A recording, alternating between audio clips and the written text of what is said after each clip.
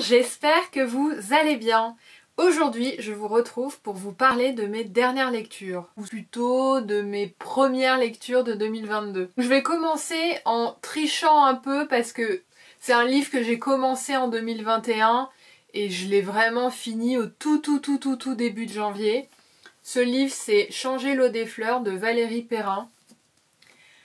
Pour vous raconter un peu comment j'en suis arrivée à lire ce livre, c'est tout simplement mon père qui m'a envoyé un article justement sur Valérie Perrin qui racontait sa rencontre avec Claude Lelouch, le réalisateur, c'est sa compagne. Et en fait, comme lui m'envoie toujours des articles par rapport au cinéma, vu que c'est un peu ma passion et ma vie, il m'a envoyé cet article et en fait ça m'a complètement intriguée, parce qu'elle parlait de son dernier livre, celui-là. Et j'ai couru l'acheter, tout simplement. J'ai pourtant, vous pouvez le voir, hein, des tonnes de livres de ce côté-là de mon lit et encore autre part dans ma chambre. Mais je sais pas, le titre me donnait trop envie. Même la couverture, je la trouve très jolie avec des tulipes blanches comme ça. Et en fait, ce qui s'est passé, c'est que j'ai mis un peu de temps à le lire parce que je l'ai adoré. Et en fait, moi, mon problème avec la lecture, c'est que quand j'aime un livre, j'ai pas envie de le terminer parce que je me dis... J'ai pas envie de savoir la fin, soit peut-être parce que j'appréhende justement d'être déçue, ou parce que en fait je suis tellement bien dans ma lecture que j'ai pas envie qu'elle se termine. C'est un peu bête comme fonctionnement, mais c'est moi. Voilà. Donc Valérie Perrin, qui est-ce? C'est une auteure romancière qui est aussi photographe de plateau et scénariste avec donc son compagnon qui est Claude Lelouch. Changer l'eau des fleurs, c'est son deuxième roman. Avant ça, elle avait écrit en 2015 Les oubliés du dimanche et là en 2021, elle a sorti le roman 3. Donc pour l'instant, moi je n'ai lu que le deuxième, mais je pense que je vais m'acheter son premier livre et son troisième parce que vraiment, j'ai aimé à la fois sa manière d'écrire, pleine de descriptions, mais pas des descriptions longues et agaçantes, vraiment des descriptions qui sont, pour le coup, j'ai trouvé assez cinématographiques, en tout cas très visuelles. Ce qui fait que moi, je m'imaginais tout à fait comment réaliser le film de ce roman. Bon, apparemment c'est déjà en cours, les droits du livre ont été achetés, donc je ne sais pas qui va le réaliser, mais... j'espère que ce sera aussi bien que le livre parce que ça pourra jamais être aussi bien que le livre. Je pense que les livres c'est toujours... J'adore le cinéma, hein, ça y a pas photo, mais les livres c'est toujours mieux. Enfin bon. Pourquoi j'ai adoré? Parce que le personnage principal est incroyable, les personnages secondaires sont aussi géniaux et ce qui est vraiment super agréable à la lecture je trouve, c'est que les chapitres sont très courts, donc on a l'impression d'avancer... assez vite en tout cas quand on se dit oh j'ai lu déjà 4 ou 5 chapitres alors qu'en fait on a lu 20 pages et ce que j'aime énormément c'est que ça mêle en fait plein d'histoires différentes. Il y a à la fois les péripéties qui arrivent aux personnages principaux qu'on suit, ça se passe sur plein d'années, je pense que ça se passe sur quoi, sur 30 ans à peu près si ce n'est plus. Pour faire très bref, ça parle d'une femme qui s'appelle Violette Toussaint et qui est garde-cimetière dans une petite ville de Bourgogne. Et en fait, évidemment, quand on est garde-cimetière, on est quand même très solitaire et on rencontre beaucoup de gens. Beaucoup de gens qui sont soit en deuil, soit qui sont de passage. Donc ça crée des liens, évidemment, avec les croque-morts, avec les visiteurs du lieu qu'est le cimetière. Et c'est tout simplement passionnant. Il y a à la fois son travail et évidemment sa vie. Et sa vie est... extraordinaire. Et il y a plein de rebondissements, la fin est sublime. C'est un énorme coup de cœur, je ne peux que vous recommander ce livre, vraiment c'est juste une pépite, une vraie pépite. Ensuite, on passe à une BD, qui est la dernière BD de Pénélope Bagieux, qui est une...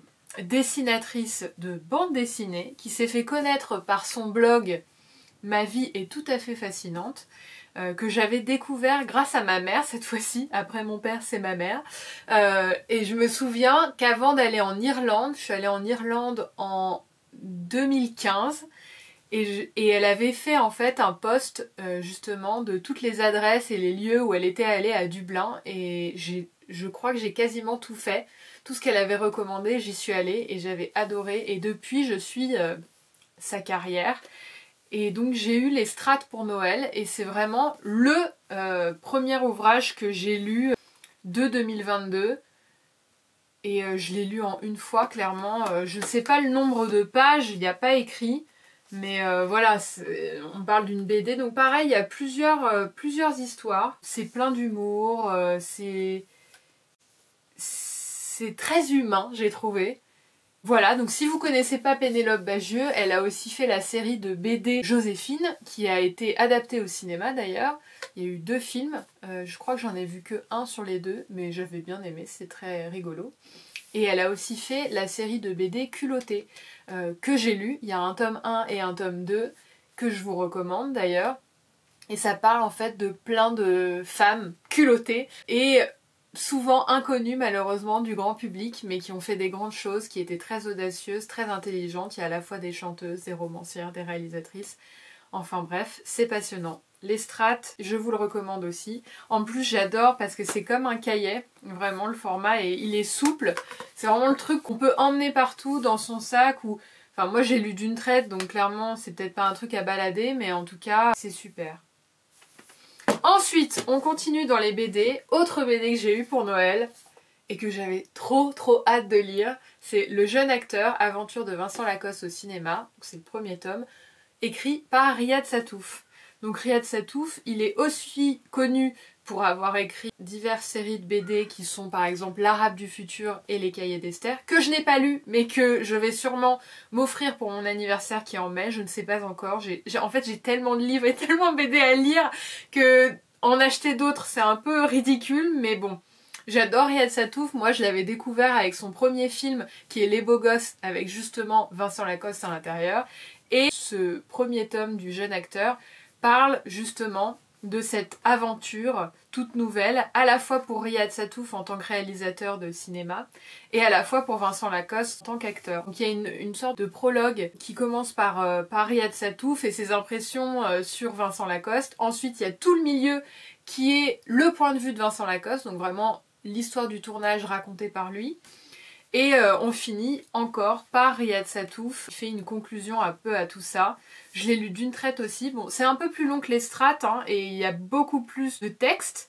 Mais vraiment, enfin moi qui adore Vincent Lacoste et j'aime aussi beaucoup l'univers de Riyad Sattouf, qui je l'ai découvert est né le même jour que moi, le 5 mai. Voilà, big up à tous les taureaux. C'est super, enfin moi j'adore le dessin en plus un peu caricatural et tout, les couleurs c'est super vif, ça donne de la joie de vivre, c'est juste... J'ai adoré, je ne peux que vous le recommander et j'ai hâte de lire le tome 2. Je ne sais pas quand est-ce qu'il va sortir, sûrement cette année je crois. Mais voilà, et ça m'a même donné envie de revoir Les Beaux Gosses. Voilà. Ensuite, on repart sur un roman, et alors là, j'avais vu l'adaptation de ce roman, donc Le cercle littéraire des amateurs d'épluchures de patates.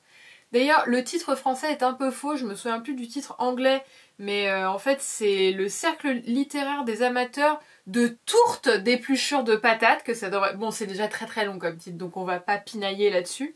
Mais je crois que le film s'appelle Le cercle littéraire de Guernesey, parce que ça se passe sur l'île de Guernesey, qui est donc une île franco-britannique. Toute l'histoire se passe là-bas, c'est juste après la Seconde Guerre mondiale. Ça a été écrit par Marianne Schaffer et Annie Barrows, qui est sa nièce, et qui en fait a terminé le livre, parce que sa tante était donc en très mauvaise santé, et elle est d'ailleurs morte avant que le livre soit publié. Le livre a été un succès international et c'est pour ça d'ailleurs qu'il a été adapté au cinéma. J'avais vu le film à peu près 1 an après sa sortie au cinéma, qui était 2018 je crois. Je l'avais vu, je me souviens, chez moi, j'avais beaucoup aimé. Et en fait, j'ai retrouvé ce livre parce que ma mère l'avait lu en 2011. Et c'est très marrant parce qu'elle avait laissé en fait le ticket pour rentrer à la maison de Anne Frank à Amsterdam, où nous étions allés donc en février 2011. Et je me retrouve voilà en février 2022, donc 11 ans après, à lire le livre qu'elle avait lu. Et donc, alors au début j'ai eu un peu de mal parce qu'en fait c'est un livre épistolaire, c'est que des lettres, mais alors c'est pas des lettres de personnes réelles, ce sont des personnages de fiction. Et donc c'est un peu perturbant au début parce qu'on n'arrive pas trop à comprendre qui est qui, mais au fur et à mesure, j'ai adoré. Parce que pareil, en fait, il n'y a pas de chapitre, c'est lettre par lettre. Donc quelquefois, il n'y a que 2 pages, quelquefois, il y a 1 page seulement, quelquefois, il y a 1 page avec écrit vraiment juste 3 lignes. Moi qui lis beaucoup, soit le matin, j'aime bien lire le matin, et sinon dans le métro ou dans le train. C'est tout à fait le genre de lecture qui est très pratique parce que c'est pas... Enfin, on arrive facilement à rentrer dedans et tous les personnages sont super attachants, j'ai beaucoup aimé. Voilà. Ça donne envie en fait de commencer un cercle littéraire avec ses amis. C'est une lecture hivernale je trouve, donc j'ai bien fait de le lire à ce moment-là. Et je ne peux que vous le recommander. Enfin, pour finir, la vidéo s'est interrompue parce que je n'avais plus de place sur ma carte mémoire. J'étais donc en train de vous parler de À main nue. J'ai reçu le tome 2 à Noël. J'ai eu beaucoup de BD à Noël. J'ai été très gâtée. Il s'agit d'une BD qui retrace l'histoire de la première chirurgienne esthétique française qui s'appelle Suzanne Noël. Donc évidemment, je ne connaissais pas son existence avant d'avoir lu cette BD. Je suis très contente que Leila Slimani et Clément Houbruri aient décidé de lui consacrer 2 tomes de bande dessinée. C'est l'histoire donc de cette femme extraordinaire qui a révolutionné la chirurgie esthétique en France et dans le monde. On y suit son parcours et son combat en tant que femme médecin, à la fois pour se faire respecter et aussi pour faire accepter le fait que la chirurgie esthétique était importante, essentielle pour certaines personnes et que ce n'était pas juste pour le plaisir. J'avais lu le tome 1 d'une traite et là pareil le tome 2 d'une traite aussi. J'ai, je l'avoue, préféré le tome 1 parce que le tome 2 je l'ai trouvé... Bon, le premier tome était déjà assez triste, pas très joyeux, mais c'est vrai que le tome 2 on est plus loin dans sa carrière, elle est plus âgée et on sent beaucoup de frustration évidemment dans son parcours, même si j'avoue il y a un passage que j'ai beaucoup aimé où elle se met à visiter le monde, à faire beaucoup de rencontres avec d'autres femmes et aussi avec d'autres chirurgiens.